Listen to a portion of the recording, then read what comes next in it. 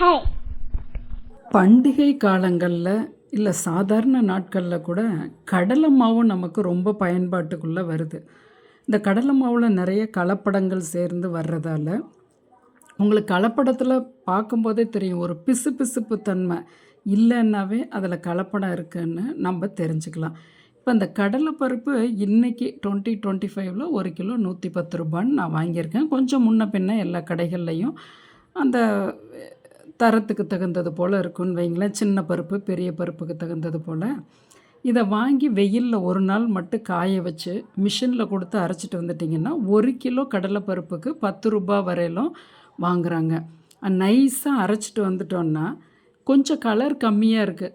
நான் வாங்கின கடலை பருப்பு கொஞ்சம் பழசுன்னு வைங்களேன், அதனால் மஞ்சள் கலர் இல்லாமல் கொஞ்சம் டல்லாக இருக்குது. ஆனாலும் இது அதாவது ஒரிஜினல் கடலை மாவு. இதில் செய்யக்கூடிய பலகாரங்கள், காரம், ஸ்வீட்டு எல்லாமே ரொம்ப அற்புதமான சுவை உங்களுக்கு தரும். சாதாரண பஜ்ஜியிலேருந்து லட்டு வரையிலும், மைசூர் பாக்கு வரையிலும் நீங்கள் அருமையாக இதில் செஞ்சுக்கலாம். நிறைய காணும் உங்களுக்கு, கணிசமாகவும் இருக்கும் பாருங்களேன். ஒரிஜினல் கடலை மாவுங்கிறது நமக்கு கொஞ்சம் கலர் முன்ன பின்ன இருந்தால் கூட, ஏன்னா கடலைப்பருப்பு அரைக்கிறதுக்கு முன்னாடி கொஞ்சம் அரிசி மாவு அரைச்சிருக்காங்கன்னா கொஞ்சம் கலர் டிஃபர் ஆகும், அவ்வளவுதான். நைஸாக அரைச்சி தந்துடுவாங்க.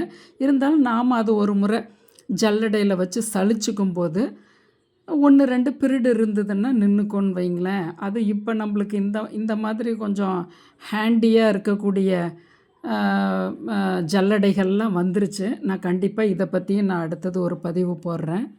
முன்னாடியெல்லாம் நம்ம 2 பக்கம் கை பிடிச்சி சலிச்சிக்கிட்டு இருப்போம் இல்லையா, இது கொஞ்சம் நமக்கு ஈஸியாகவே வருது.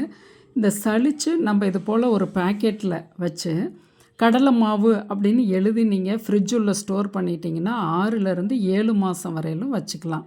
உங்கள் குடும்பத்து உறுப்பினர்களுக்கு தகுந்தது போல் 1 கிலோவோ 2 கிலோவோ நீங்கள் வாங்கி இப்படி அரைச்சி வச்சு பாருங்கள்.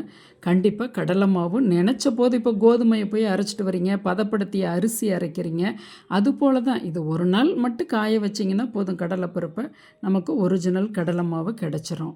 இதனுடைய ருசியும் கடையில் கடலை மாவு வாங்கி செய்கிறதுக்குமான ருசியை நீங்கள் ஒரு முறை அரைச்சி செய்து பார்த்தீங்கன்னா உங்களால் உணர முடியும்.